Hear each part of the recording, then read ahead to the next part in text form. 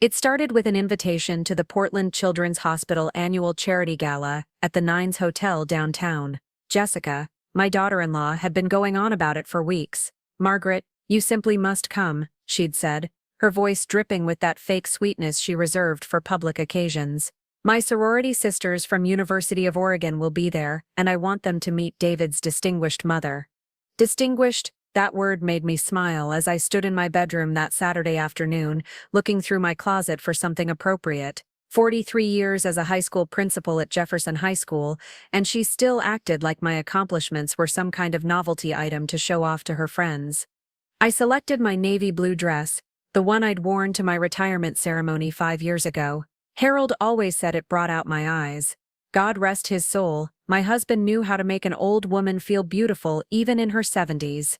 I pinned on the pearl brooch he'd given me for our 40th anniversary and took one last look in the mirror. Not bad for an old Chinese-American lady who'd worked her way up from teaching remedial English to running one of Portland's most challenging schools. The plan was simple. David would pick me up at 6, we'd drive to the Nines together, and I'd smile politely while Jessica paraded me around like some kind of trophy grandmother. I'd picked up a gift card from Powell's Books for my granddaughter Emma. She was studying literature at NYU and always complained about textbook prices. $100 from my Social Security check, but seeing that girl's face light up was worth every penny. At 5:30, my phone buzzed. A text from David. "Mom, running late. Meet us there at 7. Valet parking, just tell them you're with the Walsh Chen party." Walsh Chen. Jessica had insisted on hyphenating after the wedding, said it sounded more sophisticated. I'd bitten my tongue then, just like I was biting it now. I called a taxi, something I rarely did since Harold passed, but tonight felt special somehow. The driver was a young Somali man named Ahmed, who told me about his daughter starting at Portland State University. "She wants to be a teacher," he said proudly. "Says teachers change the world." I gave him an extra $10 tip and told him his daughter was right. Walking into the Nines Hotel's grand ballroom was like stepping into another world. Crystal chandeliers, women in designer gowns, men in $1,000 suits. I smoothed down my navy dress and reminded myself that I belonged here just as much as anyone else. More than some, considering how much money I'd quietly donated to Portland Children's Hospital over the years. As I approached, I caught the tail end of Jessica's conversation, and David's mother is just so quaint. She still thinks a $20 donation is generous. Bless her heart, she doesn't understand what real philanthropy looks like. The women tittered like a flock of well-dressed birds. One of them, a redhead with more jewelry than a Tiffany's display case, leaned in conspiratorially. "Oh honey, you're such a saint for including her. At her age these events must be overwhelming." "Well," Jessica replied, adjusting her diamond bracelet, "we're hoping she'll be more generous once she understands how these things work. David's been explaining to her that her little nest egg could do so much more good if it were managed properly."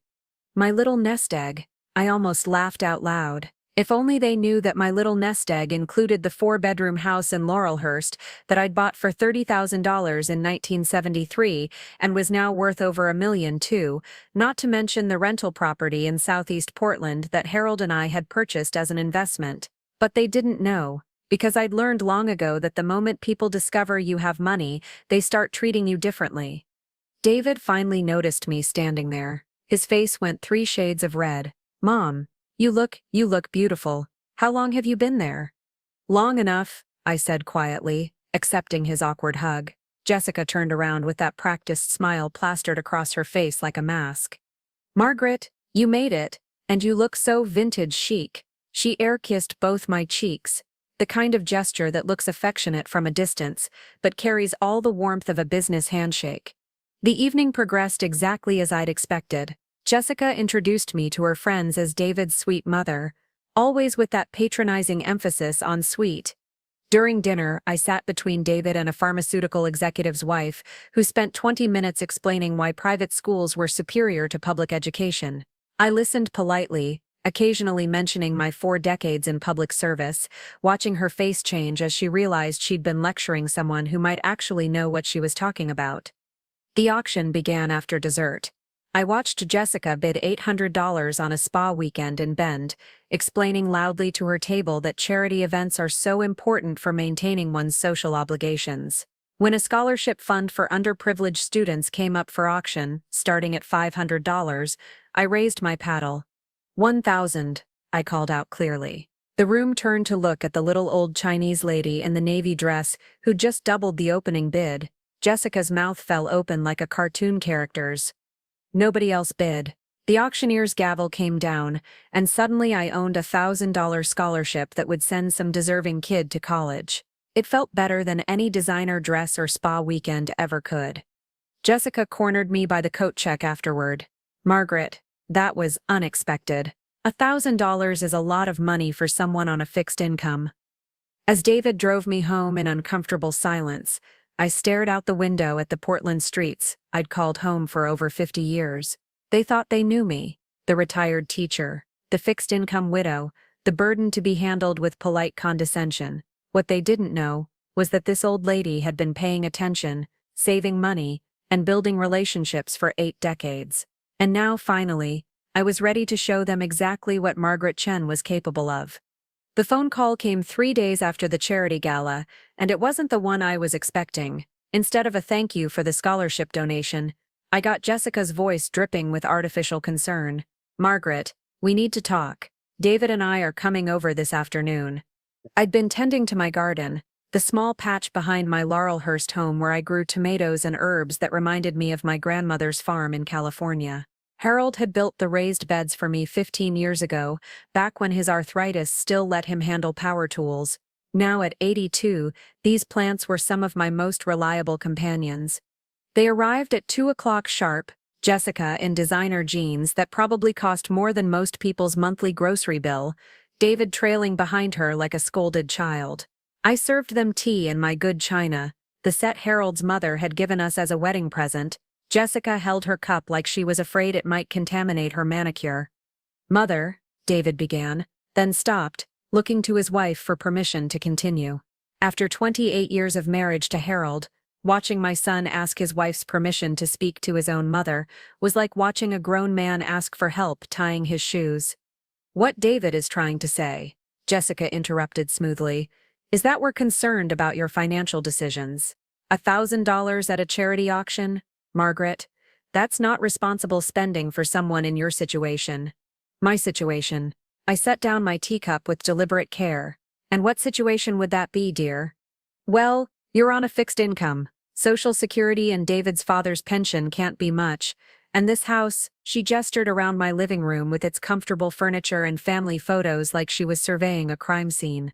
It's so large for one person. The maintenance costs alone must be eating up your savings. David shifted uncomfortably. Mom, what Jessica's saying is, maybe it's time to think about downsizing, moving somewhere more manageable. I'd heard this conversation before, usually from well-meaning social workers who visited elderly clients. The difference was, those social workers actually cared about their clients' well-being. This house has been my home for 49 years, I said quietly. Harold and I raised David here. We hosted Emma's birthday parties in that backyard. I'm not ready to leave.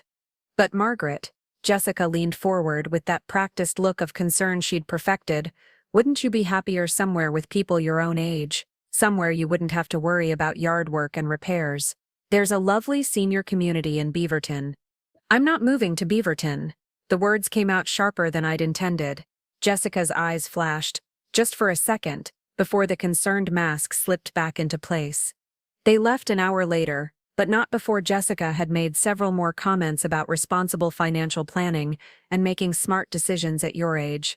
I watched from my front window as they sat in David's BMW in my driveway, talking animatedly. Jessica was gesturing toward my house, and even from 50 feet away, I could see the calculation in her expression.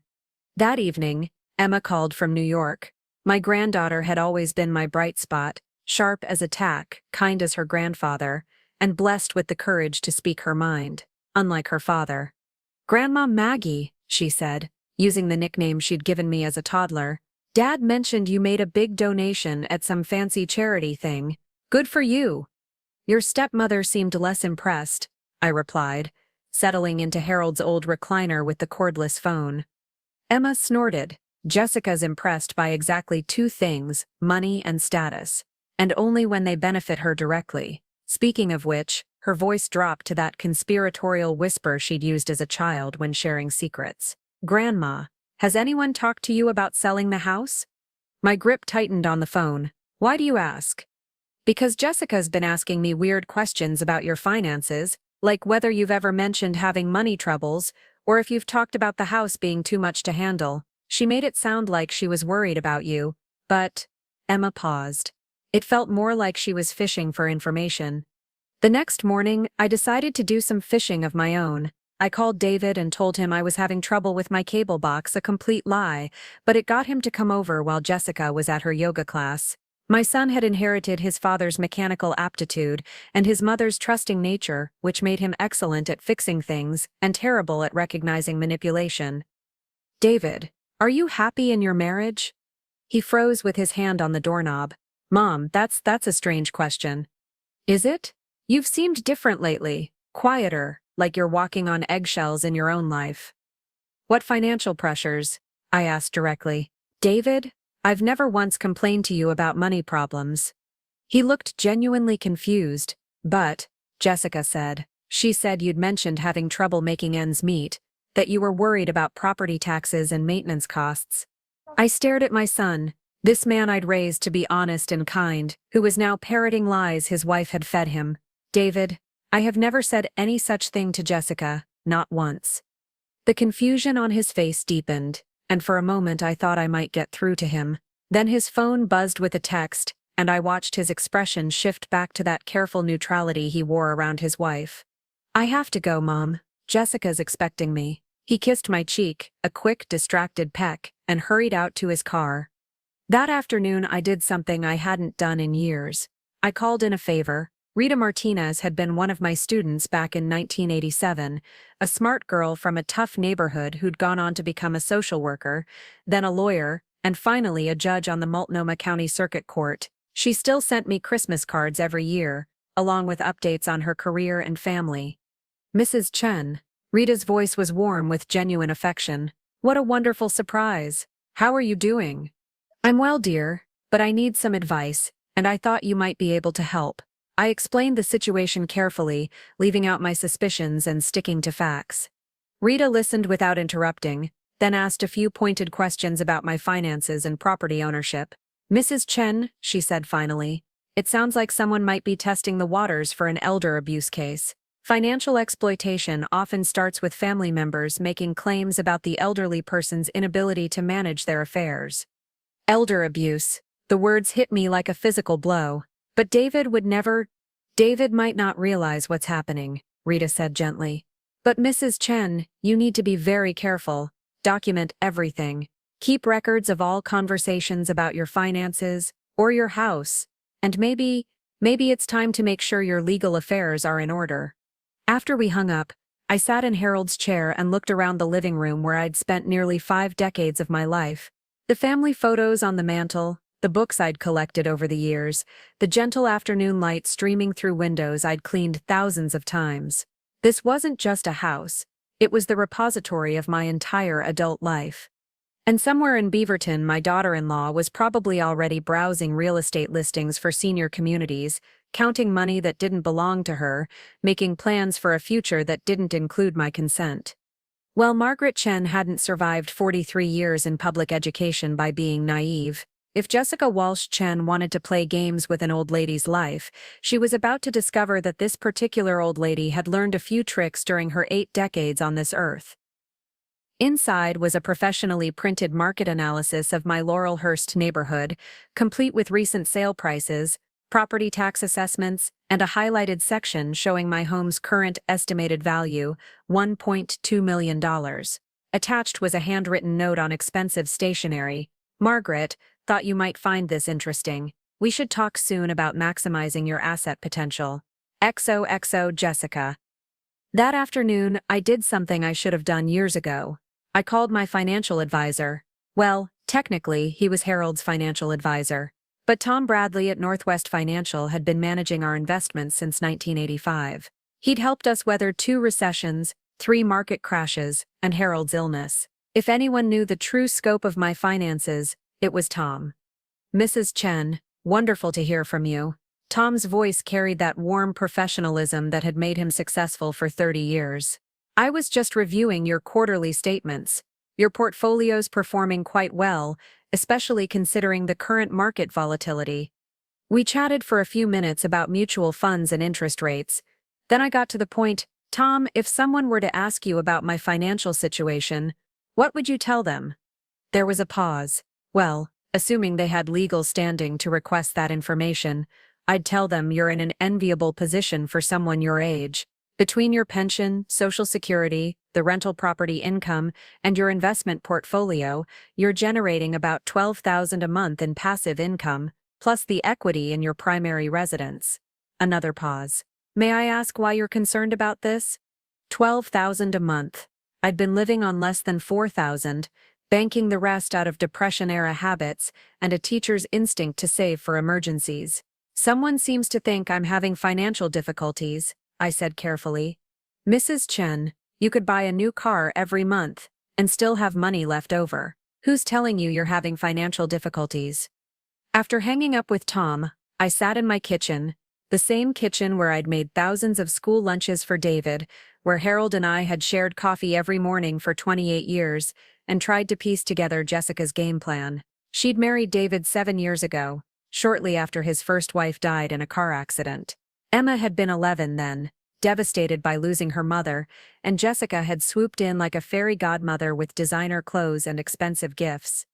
I'd been grateful at the time. David had been drowning in grief and single parenthood, and Jessica had seemed like a blessing. She was beautiful, successful in her own right, and appeared to genuinely care for Emma. It wasn't until later that I noticed how those expensive gifts always came with subtle reminders of Jessica's generosity, how her care for Emma was always performed in front of others, and how she had a talent for making David feel lucky to have found love again.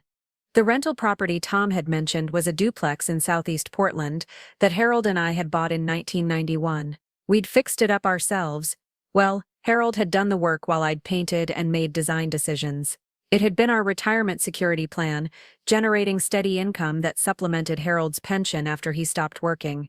Jessica knew about the rental property. She'd made comments over the years about slum lords and the responsibility of property owners to their communities. At the time, I'd thought she was just making conversation. Now I wondered if she'd been cataloging my assets like items in an estate sale. That evening, David called. "Mom, Jessica mentioned she sent you some information about property values in your neighborhood. Pretty impressive, right? Who would have thought your little house would be worth so much?" My little house. The way he said it made my chest tighten. "David, this house has never been little. It's a 4-bedroom colonial on a half-acre lot in one of Portland's most desirable neighborhoods. Your father and I didn't buy it by accident." "Right, of course. I just meant, well, you probably had no idea it had appreciated so much. Jessica thinks you might want to consider whether it makes sense to keep so much money tied up in real estate when you could be liquid and earning better returns." Liquid. Another financial term that sounded foreign in my son's mouth. "David, has Jessica been giving you investment advice?" "She has experience in property management, Mom. She understands these things better than most people. Did you know that people your age often get taken advantage of by financial advisors who charge high fees for mediocre returns?" I closed my eyes and pictured Harold shaking his head in disgust. My husband had been a gentle man, but he'd had no patience for people who thought age made you stupid. "David, I've been working with the same financial advisor for 37 years. My returns are excellent, and his fees are reasonable. Where is this coming from?" The irony was so thick I could taste it. "I appreciate the concern," I said, finally, "but I'm perfectly capable of managing my own affairs." After we hung up, I walked through my house, room by room like I was seeing it for the first time. The living room where David had taken his first steps. The kitchen where I'd taught Emma to make chocolate chip cookies. Every room held 50 years of memories, but what Jessica saw was dollar signs. 1,200,000 of them, plus whatever she thought she could squeeze out of my other assets. In her mind, I was probably already dead, and she was just waiting for nature to take its course so she could start spending my money. "Mrs. Chen, Please tell me no one has asked you to sign power of attorney documents. Not yet, but I have a feeling they're coming.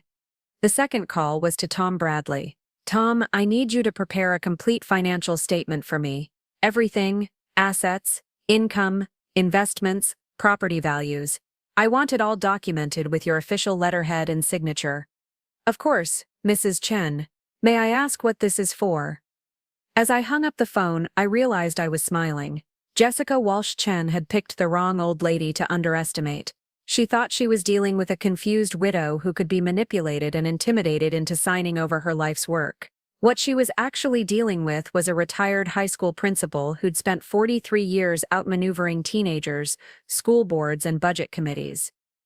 The Jefferson High School alumni directory hadn't been updated since 2015, but it was still thick as a phone book and twice as valuable. I'd kept every edition since my retirement, partly out of sentiment, and partly because you never know when you might need to reach someone from your past. As it turned out, 43 years of teaching creates quite a network. I spread the directory across my dining room table, the same table where I'd graded thousands of essays and planned countless lesson strategies. Now I was planning something entirely different, a comprehensive defense against my own family's greed. Marcus Washington, class of '92, now a senior attorney at Miller Nash Graham and Dunn, specializing in elder law.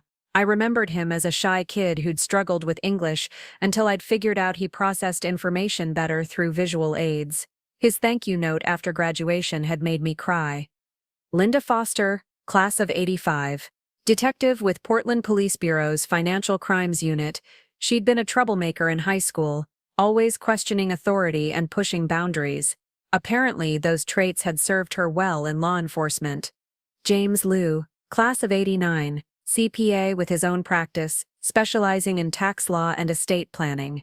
He'd been valedictorian and had sent me a photo from his Harvard graduation with a note that said, "Mrs. Chen made this possible." The first call was the hardest. It had been 5 years since my retirement party, and I wasn't sure how many of my former students would even remember me, let alone be willing to help. I dialed Marcus Washington's office number, rehearsing what I'd say to his secretary. "Mrs. Chen." Marcus's voice was warm with genuine surprise. "Please hold while I close my office door. I can't believe you're calling. I was just thinking about you last week when I was working on an elder abuse case." Elder abuse. There was that phrase again. "Marcus, I may need some legal advice. It's about family members who seem to think I'm not capable of managing my own affairs. Can you be at my office tomorrow at 10? And Mrs. Chen, bring any documents they've sent you, plus a complete list of your assets. We'll want to get ahead of this." Linda Foster was equally direct when I reached her. "Mrs. Chen, you probably saved my life in high school. If someone's messing with you now, they're messing with me. What do you need?" James Liu asked for my financial advisor's contact information and promised to review my portfolio for any vulnerabilities. "Mrs. Chen, financial exploitation of elderly family members is more common than people realize. The good news is, you're being proactive. Most people don't call for help until after they've been robbed blind." By Thursday, I had appointments scheduled with 3 different former students, all of whom had built successful careers in fields that could help me protect myself.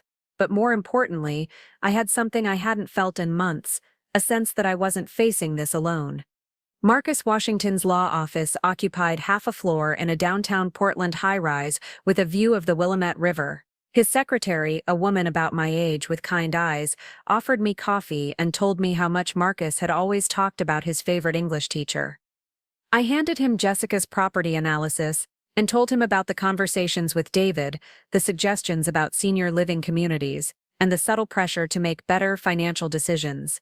Marcus listened without interrupting, occasionally making notes on a legal pad.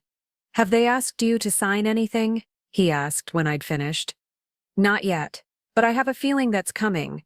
Marcus leaned back in his chair, steepling his fingers the way he used to do when thinking through a difficult problem in my classroom. "Mrs. Chen, what you're describing is a textbook setup for financial elder abuse. They're laying the groundwork to claim you're not competent to manage your affairs, which would allow them to seek guardianship or conservatorship." Could they actually succeed? "Not if we're prepared. I want you to undergo a complete cognitive evaluation with a geriatric psychiatrist, someone who can document your mental competency. I'll also prepare powers of attorney documents that you can use to designate someone you trust, which will prevent them from seeking emergency guardianship, and will document everything they've said and done so far. He paused, looking at me with the same serious expression he'd worn when asking difficult questions about Shakespeare in my AP English class. Mrs. Chen, I have to ask, what's your relationship like with your granddaughter, Emma, right? Emma's wonderful, she's studying at NYU, and we talk every week. She's nothing like— I stopped myself. Nothing like her stepmother? I nodded. Marcus made another note. Emma might be your strongest ally in this. She's an adult, she knows you well, and she's not financially dependent on her father and stepmother. If this goes to court, her testimony about your mental state would carry significant weight. That afternoon, I met with Linda Foster at a coffee shop in the Pearl District. She'd suggested somewhere public and casual, explaining that former students often felt intimidated meeting with police officers in official settings. Linda had grown up to be exactly what I'd expected: direct, intelligent, and fiercely protective of people she cared about. Mrs. Chen, I've been thinking about your situation since we talked, she said, stirring sugar into her latte. Financial crimes often leave paper trails, but the best evidence is usually audio or written documentation of the perpetrator's intent. Do you have a smartphone? I pulled out the iPhone Emma had given me for my 80th birthday. I mainly used it for calls and occasional photos, but Linda's eyes lit up like I'd shown her a sophisticated surveillance device. Perfect. I'm going to teach you how to use the voice recording app. Oregon is a one-party consent state, which means you can legally record conversations as long as you're part of them. If they pressure you to sign documents or make statements about your mental capacity, record everything. Mrs. Chen, your financial position is stronger than 90% of retirees in America. You could live comfortably for another 20 years without touching your principal investments. Anyone who suggests you're financially vulnerable is either lying or ignorant.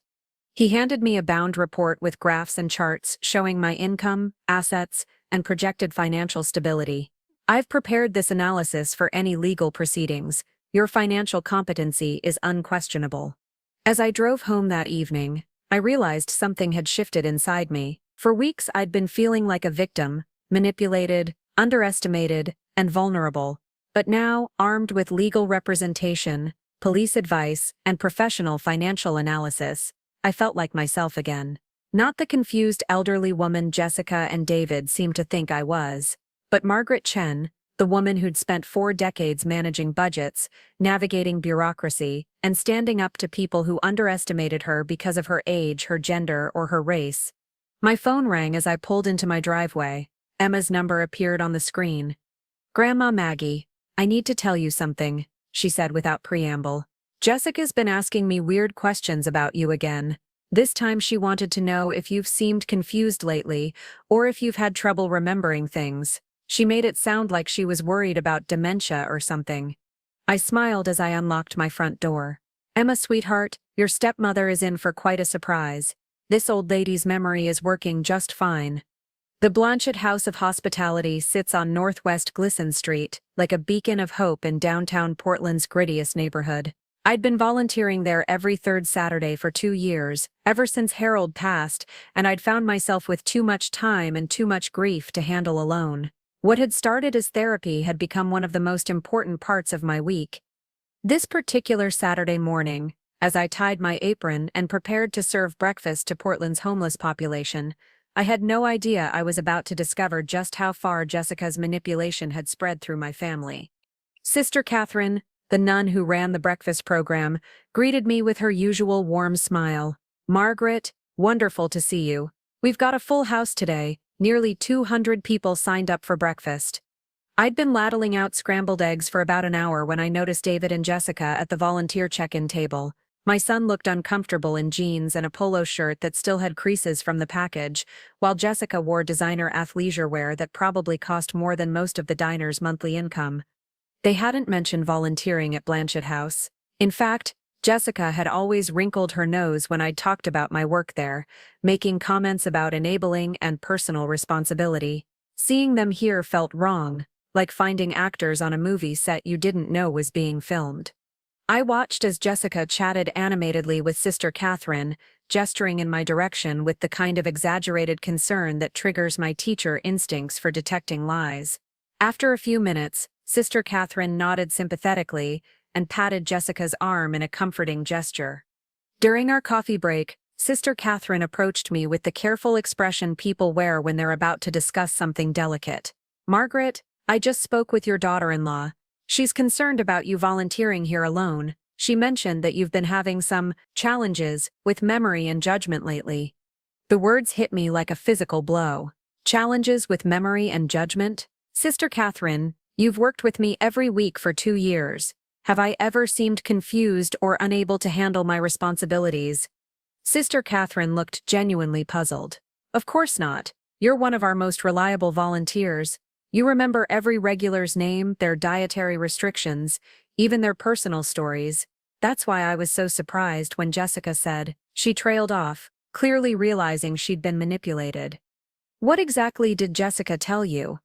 "She said the family was worried about you driving alone downtown, that you'd been getting confused in familiar places, and that they were concerned about your safety. She asked if we'd noticed any signs of cognitive decline." I felt my anger rising, not the explosive kind that burns out quickly, but the steady, determined anger that had sustained me through decades of fighting school board politics and budget cuts. "Sister Catherine, I need you to do me a favor. I need you to write down exactly what Jessica just told you, with today's date and your signature. Can you do that?" "Everything's fine, but I think someone's been telling lies about me, and I need to document them." After the breakfast service ended, I cornered David near the parking lot. Jessica was still inside, networking with other volunteers like this was a charity board meeting instead of a homeless shelter. "David, we need to talk. Why didn't you tell me you were volunteering here today? And did she also suggest telling Sister Catherine that I'm having memory problems?" David's face went white. "Mom, I didn't. She was just concerned. She thought maybe the volunteers here should know to keep an eye on you." "Keep an eye on me?" "David, I've been volunteering successfully for 2 years. I manage the breakfast coordination. I know every regular customer by name, and I've never once had a problem. Why would your wife tell people I'm having cognitive issues?" Before David could answer, Jessica emerged from the building, her face bright with the artificial smile she wore when performing charity. "Margaret, what a coincidence, seeing you here. I was just telling Sister Catherine how much we admire your dedication to helping the less fortunate." I looked at this woman who'd married my son and somehow convinced him that lying about his own mother was an act of love. "Jessica, I understand you expressed concern about my memory and judgment to Sister Catherine." Her smile faltered for just a moment. "Well, we're all getting older, Margaret. It's natural for families to look out for each other. I just thought the volunteers here should be aware that you might need a little extra support." "Extra support for what, exactly?" "You know, confusion, disorientation, the kinds of things that happen to people your age." She said it with that patronizing gentleness that made my skin crawl. I pulled out my iPhone, the one Linda Foster had taught me to use for recording conversations, and made sure the voice memo app was running. "Jessica, can you give me specific examples of times when I've seemed confused or disoriented?" She glanced at David, who was studying his shoes like they might reveal the secrets of the universe. "Well, there was the charity gala incident, where you made that impulsive $1,000 donation without thinking it through." "You mean when I chose to support a scholarship fund for underprivileged students? How exactly was that confused or disoriented?" "And you've mentioned having trouble keeping track of your finances." "Jessica, I have never once mentioned having trouble with my finances. Not to you, not to David, not to anyone." A small crowd of volunteers had started to gather, attracted by the raised voices. Jessica realized we had an audience and immediately shifted into damage control mode. "At my age," I repeated slowly, "I have successfully managed a household, raised a child, built a career, maintained my health, managed my finances, and contributed to my community for 8 decades. Exactly what kind of support system do you think I need?" Sister Catherine had appeared at the edge of the crowd, clearly uncomfortable with the confrontation happening in her parking lot. I walked over to her, leaving Jessica and David standing by their BMW like actors who'd forgotten their lines. "Sister Catherine, I want to be very clear about something. I am not having memory problems. I am not confused or disoriented. I am not in need of special supervision or care. If anyone tells you otherwise in the future, I would appreciate it if you would contact me directly to verify their claims. The nun nodded solemnly. Of course, Margaret. And for what it's worth, you're one of the sharpest volunteers we have. Anyone can see that. As I drove home, I realized Jessica's strategy was becoming clearer. She wasn't just trying to convince David that I was incompetent. She was building a public record of my supposed cognitive decline. The charity gala comments, the questions to Emma, the lies to Sister Catherine. She was creating witnesses who could testify that she'd expressed concern about my mental state long before any legal proceedings began. It was actually quite sophisticated in a sociopathic sort of way. If I hadn't started paying attention, if I hadn't begun documenting everything, she might have succeeded in painting me as a confused old woman whose family was reluctantly forced to take control of her affairs for her own protection. But Margaret Chen hadn't spent 43 years in public education without learning how to deal with manipulation, lies, and people who underestimated her capabilities. Jessica Walsh Chen was about to discover that this particular old lady was much sharper than she appeared, much better connected than she realized, and much more prepared for a fight than she could possibly imagine. That evening, Emma called with news that made everything fall into place. "Grandma Maggie, I need to tell you something. Jessica called me today, asking if I'd be willing to write a letter about your declining mental health to help the family get legal authority to manage your affairs. She said it was for your own protection." I smiled grimly. "And what did you tell her, sweetheart?" "I told her that you're the sharpest 82-year-old I know, and that if anyone tries to take advantage of you, they'll have to go through me first."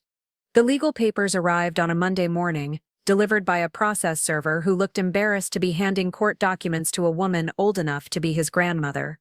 "Petition for emergency guardianship," the header read, filed by David Chen and Jessica Walsh Chen, citing cognitive decline and financial vulnerability as grounds for seeking immediate control over my affairs. I'd been expecting this moment for weeks, but seeing my own son's name on legal documents asking a judge to declare me incompetent still felt like a knife to the heart. Harold used to say that the worst betrayals come from the people we love most, because they're the only ones we trust enough to hurt us this deeply. The hearing was scheduled for Friday at 2 p.m. in Multnomah County Circuit Court, 4 days to prepare for what would essentially be a trial, to determine whether I was competent to manage my own life. 4 days to prove that Margaret Chen, at 82 years old, was still sharp enough to outmaneuver the people trying to steal her independence. I called Marcus Washington immediately. "Mrs. Chen, I've been expecting this call. Don't panic. We're ready for them. Can you be at my office tomorrow at 9? The next morning, Marcus's conference room looked like a war room. Legal documents covered every surface, and 3 other attorneys sat around the table with laptops and files. Marcus introduced them as his colleagues from the Elder Law Department, specialists in guardianship disputes who'd agreed to help with my case. "Mrs. Chen," Marcus began, "they're asking for emergency guardianship, which means they're claiming you're in immediate danger of financial harm. Their petition alleges that you've made irrational financial decisions, shown signs of memory loss, and are vulnerable to exploitation by unscrupulous advisors.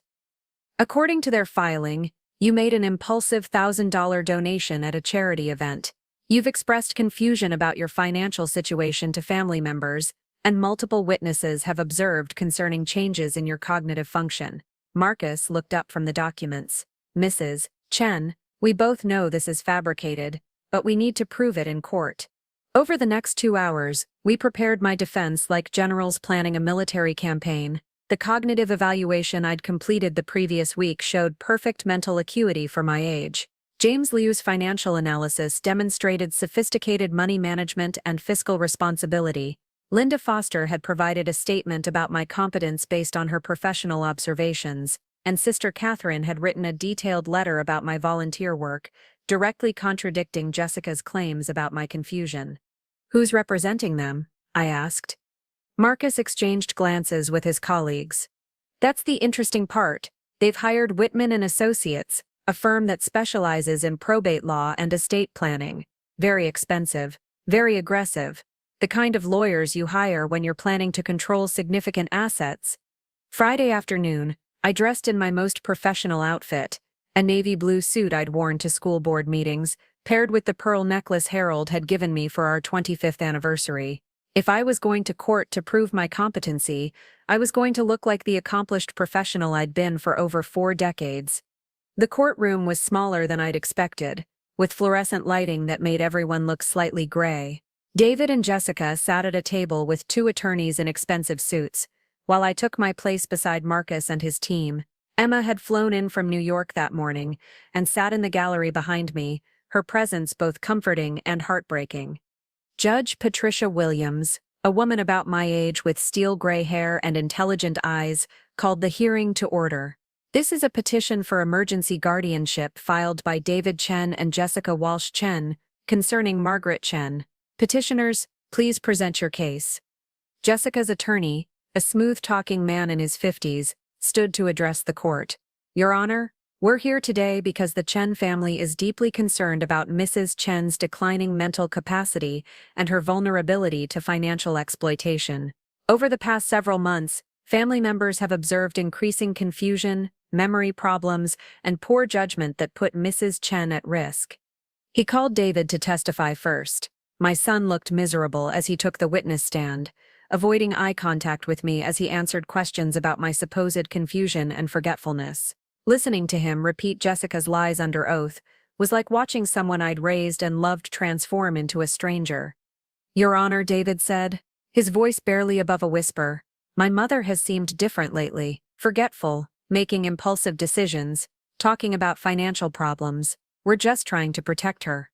Jessica took the stand next, delivering a performance worthy of an Academy Award. She spoke about her deep concern for my well-being, her observations of my declining cognitive function, and the desperate need for family intervention to protect my assets from unscrupulous financial advisors. Mrs. Chen has expressed confusion about her finances to multiple family members, Jessica testified, her voice trembling with fake emotion. She's made statements about having trouble paying bills and managing her household expenses. As someone who works in property management, I recognize the signs of financial vulnerability in elderly clients. When it was our turn, Marcus stood with the quiet confidence I remembered from his high school days. Your Honor, what we have here is not a case of cognitive decline, but a case of family members attempting to gain control of a substantial estate through fabricated claims of incompetency. He called Tom Bradley, my financial advisor, who testified about my excellent financial management and sophisticated understanding of investment strategies. Mrs. Chen's portfolio is expertly managed, Your Honor. She makes informed decisions about her investments and has never expressed confusion about her financial situation. Her assets are substantial and well protected. James Liu presented his financial analysis, showing that my income exceeded my expenses by over $8,000 per month. Mrs. Chen is in better financial shape than 90% of American retirees, Your Honor. Any claims of financial vulnerability are simply false. Dr. Sarah Martinez, the geriatric psychiatrist who'd evaluated me, testified about my cognitive assessment results. Mrs. Chen scored in the superior range for her age group on all measures of mental function. Her memory, reasoning ability, and judgment are excellent. I found no evidence of cognitive decline whatsoever. But the moment that changed everything came when Marcus called Emma to testify. My granddaughter, dressed in a simple black dress with her father's eyes and her grandfather's stubborn chin, walked to the witness stand with the dignity of someone much older than her 22 years. At least twice a week, usually more, we text almost daily. Emma looked directly at her father and stepmother as she answered, "No. My grandmother is one of the sharpest people I know.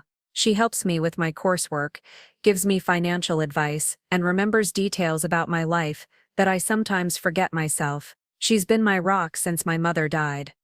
Marcus handed Emma a document. "Is this a text message conversation between you and your stepmother from last week?" "Yes."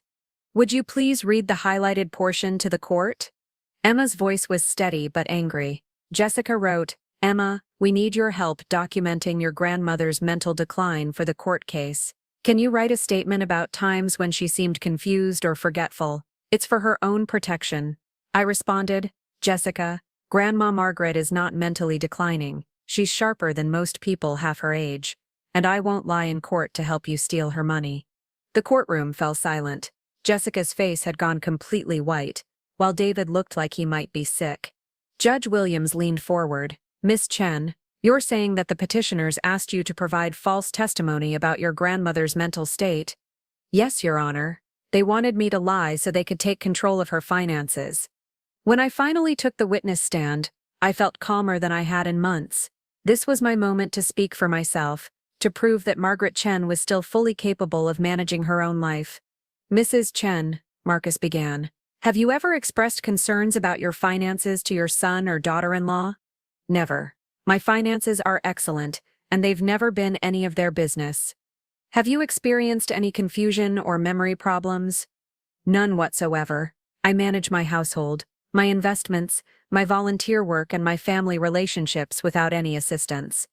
Judge Williams asked me several questions directly about current events, my financial situation, my healthcare decisions. I answered each one clearly and thoroughly, demonstrating exactly the kind of mental acuity that made the guardianship petition ridiculous.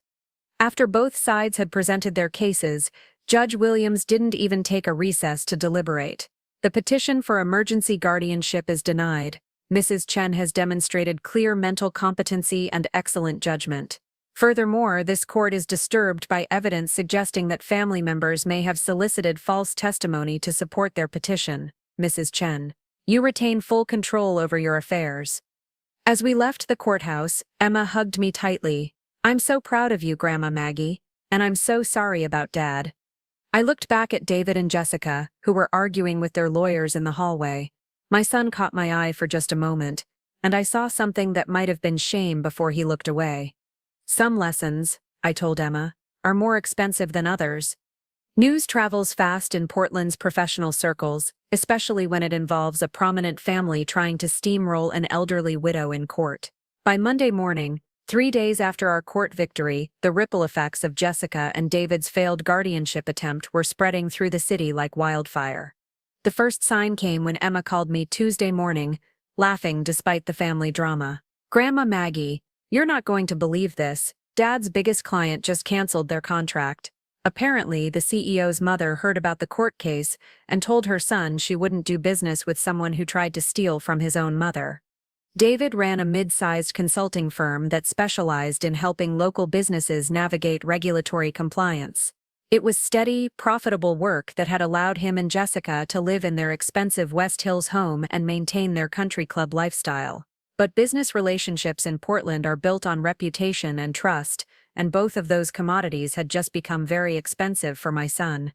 Linda Foster called that afternoon with an update that was both professional and personal. "Mrs. Chen, I thought you should know. We've opened an investigation into Jessica's property management business. Turns out, asking family members to lie in court proceedings is considered fraud, and we've had other complaints about her business practices." "Other complaints?" "3 elderly clients have alleged that Jessica pressured them to sell properties below market value, claiming they weren't competent to handle real estate transactions. Sound familiar?" It sounded very familiar. Jessica hadn't targeted me because I was her mother-in-law. She'd targeted me because elderly women with valuable property were her specialty. I was just another mark in what appeared to be a pattern of financial elder abuse. Wednesday brought news that Jessica's real estate license was under review by the Oregon Real Estate Agency. Marcus Washington had filed a formal complaint detailing her attempt to manipulate court proceedings, and the state licensing board took allegations of professional misconduct seriously. But the most devastating blow came Thursday evening, when David called me for the first time since the court hearing. His voice sounded hollow, defeated in a way I'd never heard before. "Mom, we need to talk. Can I come over?" He arrived an hour later, alone, looking like he'd aged 10 years in a week. My son had always been handsome in that quiet, dependable way that reminded me of his father, but now he looked tired and worn down by the weight of his choices. I made coffee, the same ritual I'd performed thousands of times when he was growing up and needed to talk through problems with school, friends, or later, work and relationships. Some habits transcend betrayal. "Mom, I need to apologize," he began, staring into his coffee cup like it might contain answers to questions he was afraid to ask. "I need to apologize, and I need to explain. and I know neither one is going to be enough. I waited. After 43 years of teaching, I'd learned that sometimes silence is the most powerful tool for encouraging honesty. Jessica told me you were having money problems. She said you'd confided in her about struggling to pay bills, about being confused by your investments, about being afraid you'd lose the house. She made it sound like you were too proud to ask for help directly. He looked up at me finally, and I saw the boy who'd come to me with scraped knees and broken toys, trusting that Mom could fix anything. She said, helping you manage your finances would be a way to take care of you without hurting your pride. She made it sound loving. David, in all the years since your father died, have I ever once asked you for money? Have I ever missed a mortgage payment? Or seemed confused about bills? Or given you any reason to think I was struggling financially? The question hung in the air between us like an accusation. David's shoulders sagged as the truth settled over him. No, never, not once. Then why did you believe her? He was quiet for a long time, and when he finally spoke, his voice was barely above a whisper. Because it was easier than admitting that my wife was lying to me. Because it gave me a reason to feel needed instead of useless. That word, useless, broke something in my chest. David, you are not useless. You're my son. You're Emma's father. You've built a successful business and contributed to your community. Why would you feel useless? Because Jessica makes me feel that way. She makes me feel like nothing I do is good enough, like I'll never be successful enough, or sophisticated enough, or wealthy enough to deserve her. And when she suggested that helping you would prove I could take care of my family, I wanted to believe it. David, your marriage is falling apart, isn't it? He nodded miserably. Has been for years. Ever since Emma left for college and Jessica didn't have to pretend to be a loving stepmother anymore. She's been pushing for a bigger house, more expensive vacations, a country club membership we can't afford. When my business started struggling, she said the solution was to help you optimize your assets so the family could benefit from your financial success. Help me optimize my assets, I repeated. Is that what she called stealing my money? She made it sound like estate planning, like we were helping you organize your finances, so Emma could inherit more efficiently. She said old people often need family guidance to make smart financial decisions. Dada reached across the table and took my son's hand, something I hadn't done since he was a child. David, I'm going to ask you a question, and I need you to think carefully before you answer. Do you want to save your marriage? He was quiet for so long. I thought he might not answer. Finally, he shook his head. I don't think there's anything left to save. After the court hearing, after seeing what she was willing to do to you, I don't know who I married, Mom. I don't know who I've been living with for 7 years. The next morning, David moved out of the West Hills house and into a furnished apartment in Selwood. By afternoon, Jessica had filed for divorce, citing irreconcilable differences and demanding spousal support, half of David's business assets, and a share of any family wealth she claimed to have helped manage during their marriage. Even in defeat, Jessica was still trying to position herself as the helpful family advisor, still searching for an angle that might give her access to money that wasn't hers. The woman was nothing if not persistent. What did you tell her? I asked. I blocked her on every platform I could think of. Then I called Dad and told him that if he ever lets her anywhere near our family again, he'll lose me too. That weekend, David came over to help me install new security cameras around my house, a precaution Marcus had suggested after Jessica's increasingly desperate attempts to contact various family members. As we worked together in the garden Harold had built, mounting cameras and running cables, I realized this was the first time in years that my son and I had spent time together without Jessica orchestrating our interactions. Mom, David said, as we tested the camera system, I know I can't undo what I did. I know saying sorry isn't enough, but I want you to know that I'm going to spend the rest of my life trying to make this right. I looked at my son, really looked at him, for the first time in months, without Jessica's influence, without the weight of a failing marriage and manipulated guilt. He looked more like the boy I'd raised, still damaged, still carrying the consequences of his choices, but recognizably my David again. You can start, I said, by never again letting anyone convince you that your mother is too old or too confused to manage her own life. He smiled, the first genuine smile I'd seen from him in years. Deal. I should have known Jessica wouldn't give up easily, Women who make their living manipulating elderly people don't surrender after one courtroom defeat. They regroup, they strategize, and they come back with more sophisticated weapons. 3 weeks after David moved out and filed for divorce, Jessica launched her final, most desperate attack on my independence. The call came from Dr. Harrison's office. On a Tuesday morning, Mrs. Chen. This is Linda from Legacy Emmanuel Medical Center. We've received a request from your family to schedule an urgent neurological evaluation. Apparently, there are concerns about possible cognitive decline that need immediate medical attention. I'd been Dr. Harrison's patient for 12 years. He'd seen me through Harold's illness, my own minor health issues, and routine checkups that consistently showed a woman in excellent health for her age. The idea that he would suddenly need to evaluate my cognitive function was absurd. Linda, I haven't requested any neurological evaluation. Who exactly made this appointment? Let me check. It was Jessica Walsh Chen. She identified herself as your daughter-in-law and said the family was concerned about recent changes in your behavior and memory. Even after losing in court, even after David had left her, Jessica was still trying to build a medical record that would support claims of my incompetency. It was actually brilliant in a sociopathic way. If she could get a doctor to document concerns about my mental state, she could use that information in the divorce proceedings to claim that David's family had significant medical expenses that would require her continued involvement in managing our finances.